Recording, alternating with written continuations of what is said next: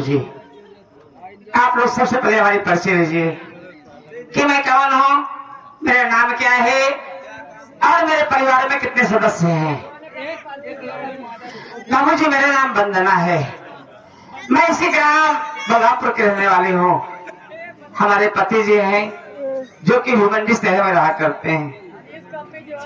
एक ननद है जिसका नाम विमला है। उससे छोटा एक देवर है जिसका नाम राजेश कुमार है। हमारा देवर पढ़ाई करता है। बाबू जी, दुख की बात है कि आज घर में पैसा ना होने के कारण ना तो घर में दाल है और ना ही सब्जी है। सूखी रोटी बनाकर रखी हो। यही सोच रही हूँ कि यदि हमारा देवर स्कूल की तैयारी बनाकर आएगा, हमसे खाना मांगेगा तो मैं खाने के लिए क्या दूंगी उसे। समझ में नहीं आता कि क्या करूं।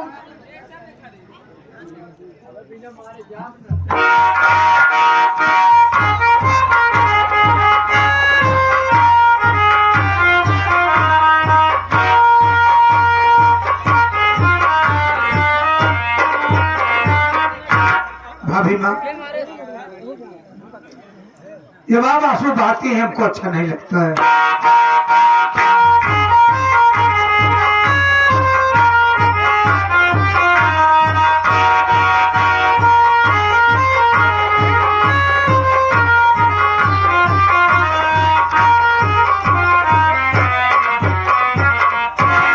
नमस्ते भैया।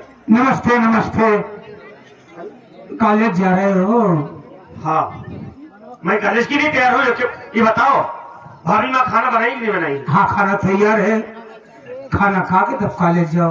अच्छी बात है। हाँ चलो चलता। हाँ, है मिलाते हैं।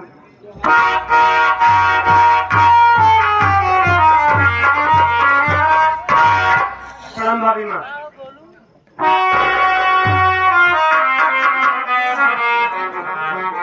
खुश रहिए।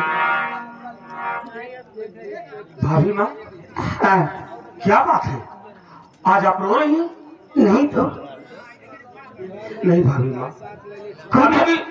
अभी भी मैं घर आया देखा तो भाई राम सर उदास था और आपके पास आया हूँ तो आप रो रही हैं।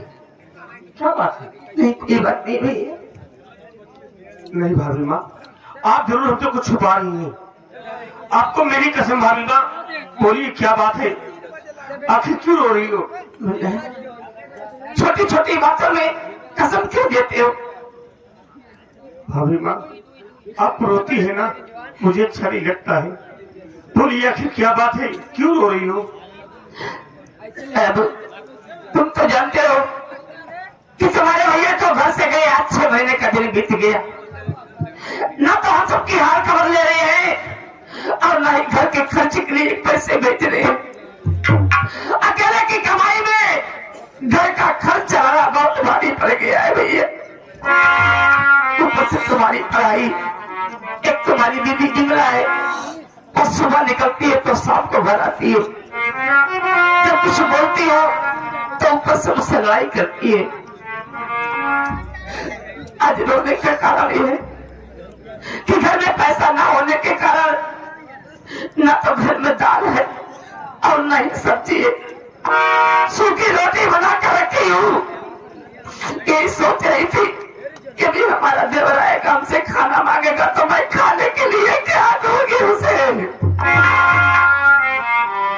भाभी माँ, आप कितना हमारा ख्याल रखती है।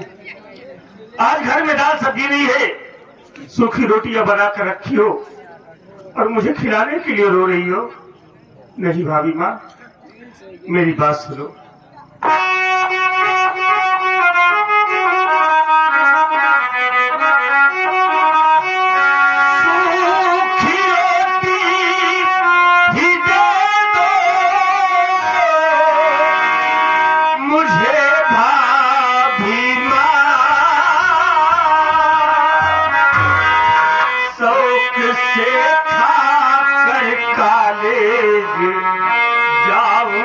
चला जब तलक भैया आए ना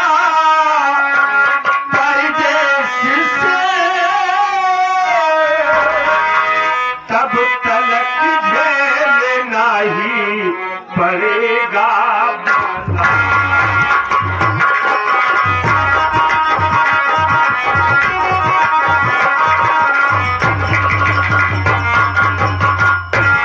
भाभी माँ, इसमें रोने की क्या बात है? आज भैया मेरे प्रदेश में हैं।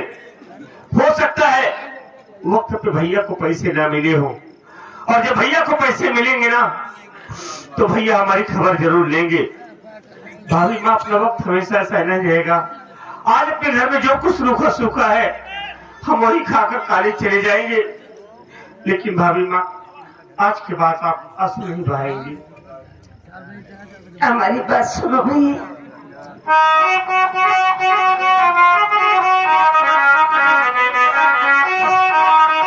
चलो रोटी तो खा कर के काले गुजरा,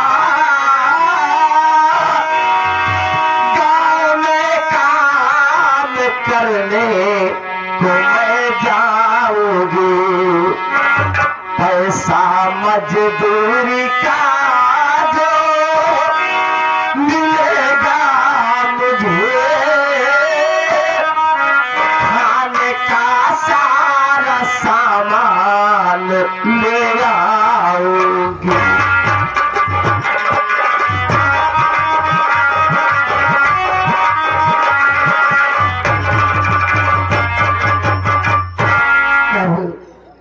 आज की बात है, तुम किसी तरीके से उसकी रोटी खाकर कॉलेज चले जाओ। मैं गांव में काम करने के लिए जा रही हूँ। शाम को जो कुछ पैसे मजदूरी का मिलेगा उस पैसे से दाल सब्जी वगैरह खाने का सारा सामान लेकर आऊंगी। और वादा करती हूँ कि आज के बाद तुम उसको की रोटी कभी नहीं खिलाओगी बाबू, कभी नहीं। भाभी माँ, ये क्या करी हो कि आप मेरे लिए गांव में काम करने जाएंगी? नहीं भाभी माँ, अरे आप इस हालात में काम करने जाएंगी, मोहल्ले के लोग देखेंगे तो क्या कहेंगे? कोई कुछ नहीं कहेगा।